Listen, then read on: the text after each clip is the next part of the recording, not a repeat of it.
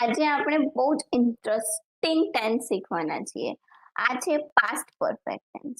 તમને ખબર છે ભૂતકાળમાં કોઈ ક્રિયા ચાલુ હોય અથવા તો કોઈ ક્રિયા પૂર્ણ થઈ ગઈ હોય અથવા તો ભૂતકાળની વાત કરતા હોઈએ એમાં પણ એક ટાઈમ લિમિટ હોય છે.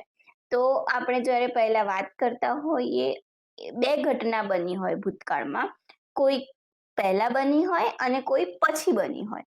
તો પછી બનેલી ઘટના એની સિમ્પલ પાસ્ટ ટેન્સમાં અને બહુ પહેલા બનેલી ક્રિયા આપણે પાસ્ટ પરફેક્ટ ટેન્સમાં યુઝ કરી શકીએ છીએ. અને કોઈ ક્રિયા ભૂતકાળમાં ચાલુ હોય, હજી સુધી આપણે વાત કરતા હોય જે ટાઈમની, એ ટાઈમે જો ક્રિયા ચાલુ હોય તો એને પ્રેઝન્ટ કન્ટિન્યુઅસ ટેન્સમાં. અને જો તમને સિમ્પલ પાસ્ટ ટેન્સ અને પાસ્ટ કન્ટિન્યુઅસ ટેન્સીસ ના ખબર હોય તો ઇન્ફો કાર્ડમાં લિંક છે, એ જોઈ લો. અને ચલો હવે આપણે સ્ટાર્ટ કરી દઈએ પાસ્ટ પરફેક્ટ ટેન્સ.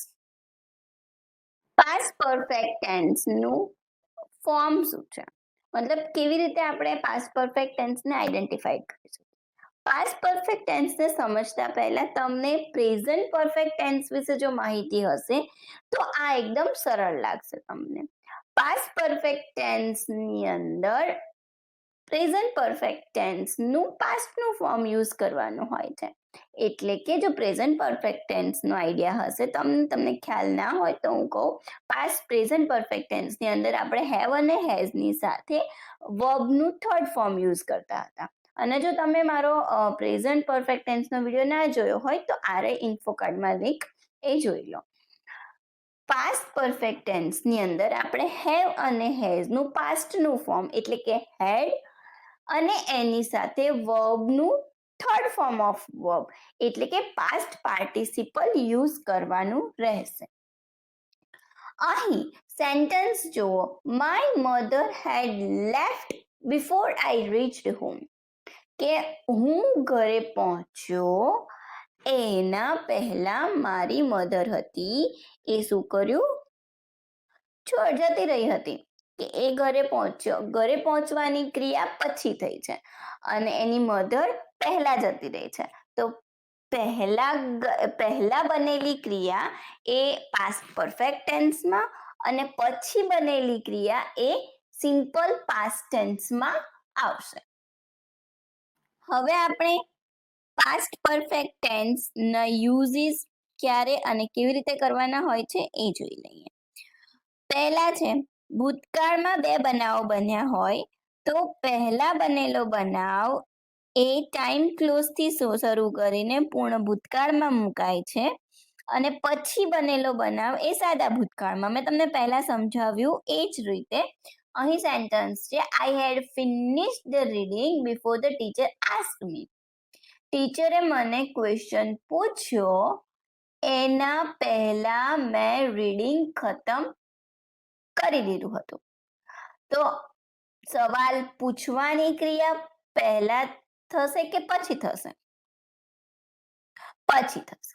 તો પહેલા કઈ ક્રિયા બની? એણે વાંચવાનું પૂરું કરી નાખ્યું. તો પહેલા બનેલો બનાવ એ પૂર્ણ ભૂતકાળમાં આવશે અને પછી બનેલો બનાવ એ સાદા ભૂતકાળમાં એટલે કે સિમ્પલ પાસ્ટ ટેન્સમાં. સેકન્ડ સેન્ટેન્સ છે, વી હેડ અ breakfast when my friend called me on me. હવે તમે મને એ લખીને કમેન્ટ કરો કે પહેલા કઈ ક્રિયા બની, ફોન કરવાની કે પછી બ્રેકફાસ્ટ ખાવાની? હા, રાઈટ છો તમે. વી હેડ અ breakfast when my friend called on me, કે અમે બ્રેકફાસ્ટ કર્યા હતા, કરી લીધું હતું જ્યારે મારી ફ્રેન્ડે મને કોલ કર્યો. ફોન કરવાની ક્રિયા પછી થઈ છે અને બ્રેકફાસ્ટ ખાવાનું કામ ક્યારે થયું છે? પહેલા બનેલો બનાવ છે. એ પહેલા બનેલો બનાવ અને આ પછીથી બનેલો બનાવ છે.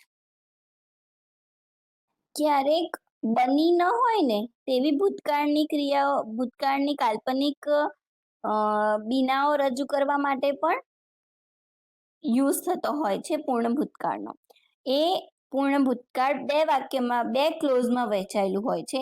એક ઇફ વાળું પૂર્ણ ભૂતકાળ વાળું શરતી ઉપવાક્ય અને બીજું શુડ, વુડ અને એની સાથે હેવ અને એની સાથે ભૂતકૃદંત વાળું વાક્ય હોય છે.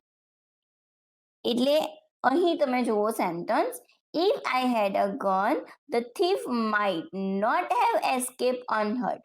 આમાં ફર્સ્ટ છે if I had a gun, એટલે આ આઈ હેડ અ ગન એ શું થશે? પૂર્ણ ભૂતકાળ વાળું વાક્ય. અને the thief might not have escape unhurt, have અને એની સાથે શું આવ્યું? ભૂતકૃદંત આવ્યું, એસ્કેપ્ડ. ઓકે, તો આ શું થયું?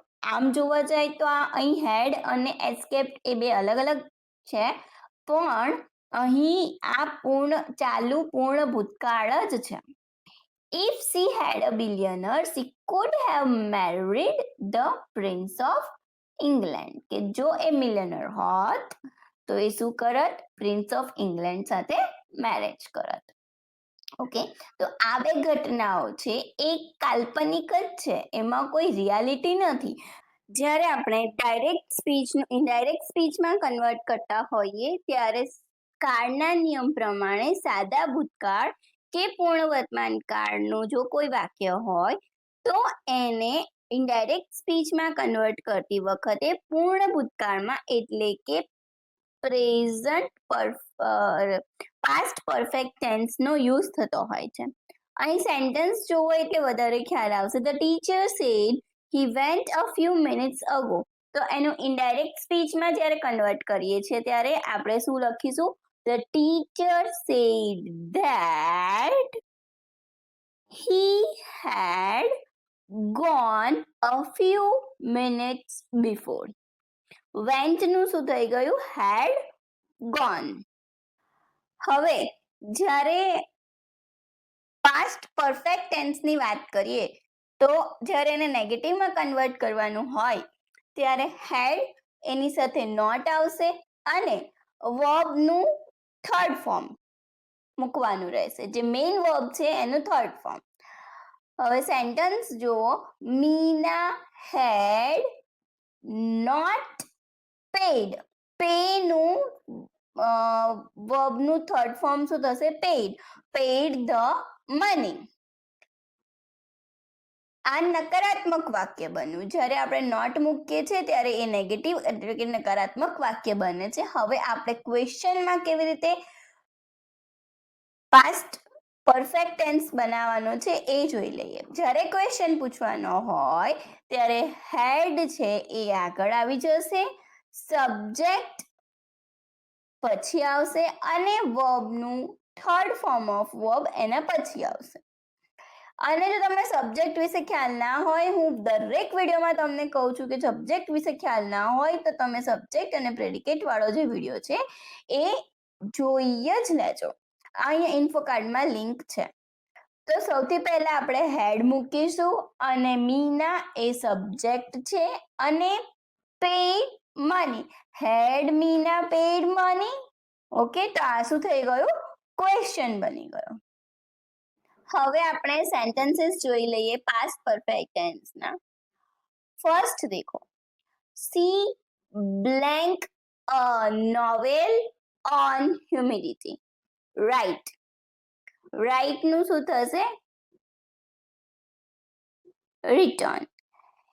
She had written a novel on humanity.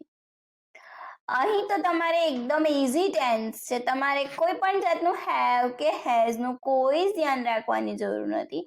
બધા જ નાઉન ફોર્મ્સ છે એની સાથે હેડ જ આવશે. તો તમારે હેડ લખી અને પછી તમારે શું કરવાનું છે? એના પછી તમારે વર્બનું થર્ડ ફોર્મ ઓફ વર્બ મૂકી દેવાનું છે. સેકન્ડ જુઓ, હી બ્લેન્ક હિઝ હોમવર્ક યસ્ટરડે. એને એનું હોમવર્ક શું કર્યું? હી હેડ ડુ નું થશે done. He had done his homework. Third છે, they blank a bad man very badly on the road. Beat. Beat એટલે માર્યો. તે લોકોએ બરાબર માર્યો બેડમેનને રસ્તામાં. તો બીટ નું થર્ડ ફોર્મ ઓફ વર્બ થશે બીટન અને ધેની સાથે આવશે હેડ એટલે હેડ બીટન. ફોર્થ છે, you blank already blank the rule of our organization. read નું past form read જ રહેશે. you had already read the rules of our organization. Okay, અને એક વાત તમને કહેવી છે મારે કે જે આ વર્બના થર્ડ ફોર્મ્સ છે ને એ ક્યારે તમે કોઈ પાસેથી શીખી નહીં શકો, એને તમારે બાય હાર્ટ લર્ન જ કરવા પડશે. એટલે કે તમારે એને મોઢે કરવા પડશે તો જ તમને એ વર્બના થર્ડ ફોર્મ યાદ રહેશે. ફિફ્થ, એનો કોઈ રૂલ્સ કે રેગ્યુલેશન નથી, એને આપણે યાદ જ કરવા પડે છે. She had blank a beautiful dress at party. wear નું past form past participle, verb નું third form થશે worn. She had worn a beautiful dress at the party. 6, John blank to the wedding ceremony. come નું come જ રહેશે. came come.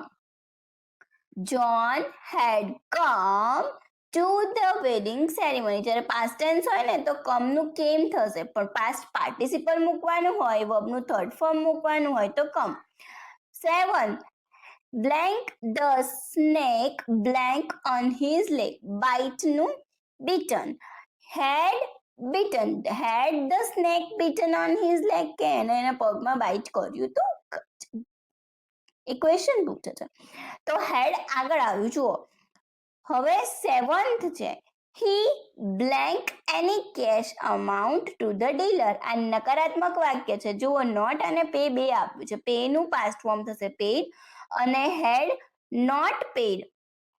Not had paid નહીં કે પછી હેડ pad not નહીં, પણ શું આવશે હેડ નોટ પેડ.